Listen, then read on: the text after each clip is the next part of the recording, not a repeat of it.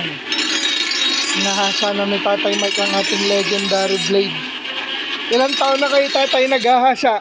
1985 mo ay mga 38. Yan. 19 na na, 38? 85. Oh, hindi halos, ano pa lang, hindi pa ako pinapanganak, naghahasa na si Tatay. Yan, expert na siya maghasa. Pinapahasa natin yung ating inaalagaan blade.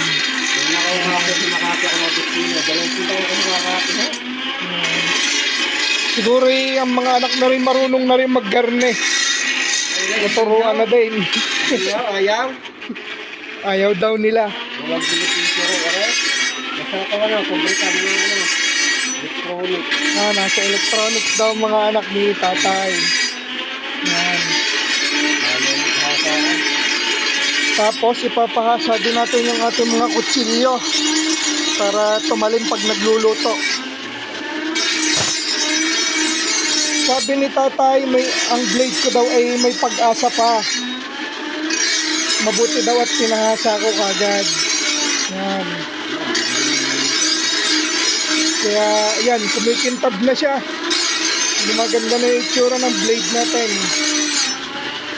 Yung sinauna daw na bakal, sabi ni Tatay. Kaya medyo maganda pa hasain.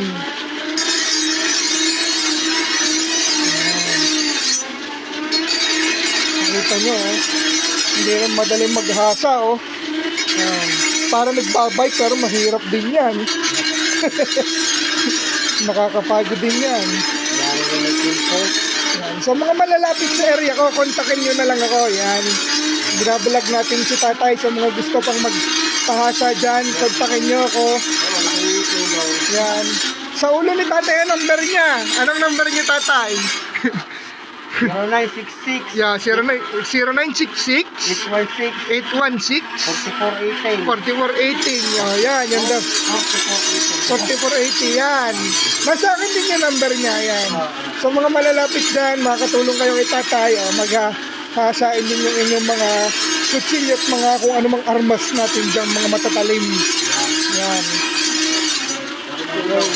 Matutulong kay Tatay yan.